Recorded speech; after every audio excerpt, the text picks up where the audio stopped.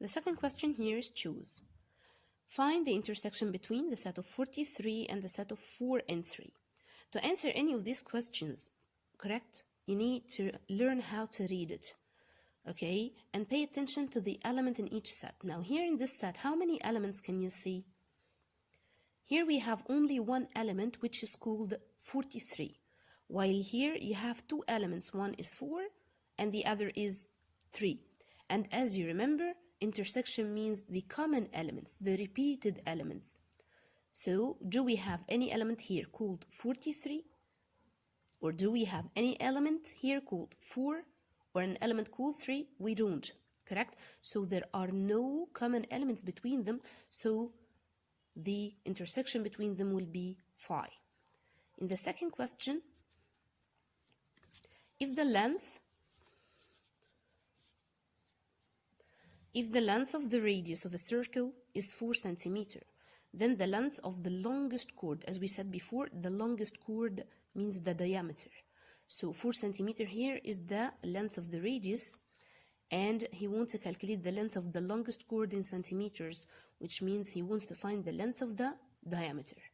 Okay, as you know from before that to calculate the length of the diameter is 2 radii.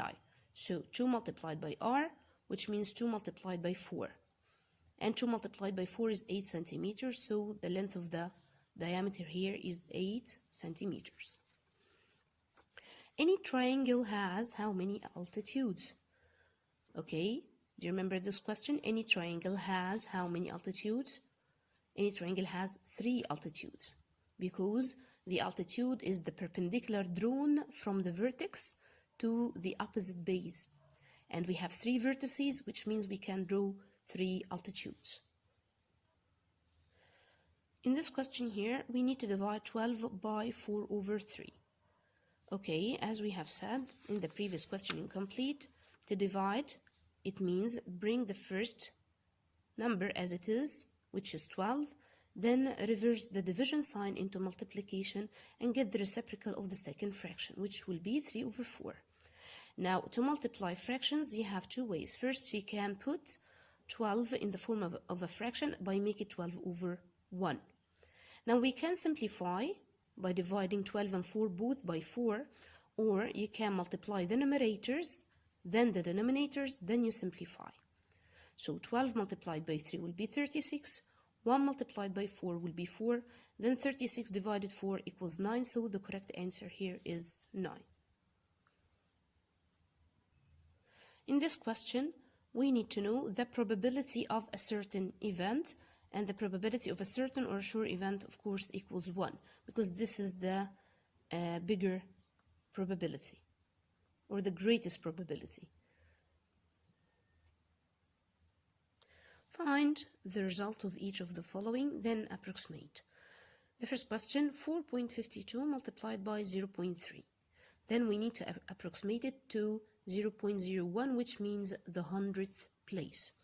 Okay, first we ignore the decimal point and we multiply these two numbers together, as you can see here in the draft.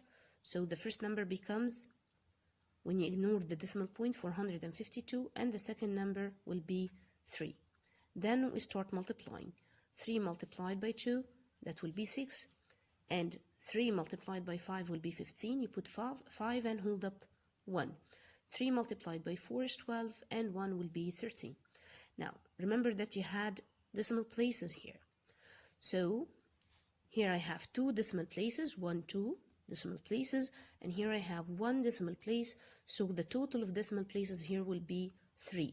So, we need to put the point after 3 places from the right, so it will become between 1 and 3. Now, don't forget that we still have to approximate this to the nearest hundredth. And the digit in the 100th place here is 3 in the 10th, so 5 in the 100th. It will look to the next digit, which is 6. And 6 is a strong digit, so it will give the 5 1. It will be 1.36. In this question here, we need to subtract 24.7 minus 7.5. Now, we can change 7.5 into decimal by making it 7.5, as you know. Then you put it in the draft, and you need to be careful and align the digits. So the tenth under the tenth, units under the units, of course the decimal point under the decimal point. Then we subtract. 7 minus 5 is 2, 4 minus 7 cannot be, so we're going to borrow from the 2 will become 1, and the 4 will become 14. 14 minus 7 is 7, and 1 you bring it down. Now here, what's the meaning of this sign? After you get the answer, which is 17.2, we need to approximate it to the nearest units or whole number. So the units place here is 7, and when it looks to the digit in front of it, it's 2, and 2 is weak, not a strong digit, so we cannot give it 1, so the final answer here will be 17. For this question, we need to divide 2.46 by 0.6. Of course, we cannot divide as long as the divisor is a decimal number, so we need to move this point to get rid of it, and it means we're going to move it one digit, which means we're going to multiply it by 10. And as we do with the divisor, you have to do with the dividend, so you multiply each of the numbers here by 10. And the numbers will be, when you move the decimal point from here to here, one digit only, because we are multiplying by 10, so 24.6 will be divided by 6. You can make this in a draft as long division, or it's easier for you to make it here. The numbers are simple.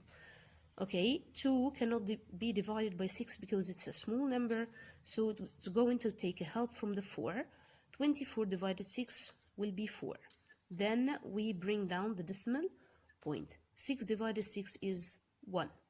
So if the question doesn't ask you to make a long division, you can make it mentally.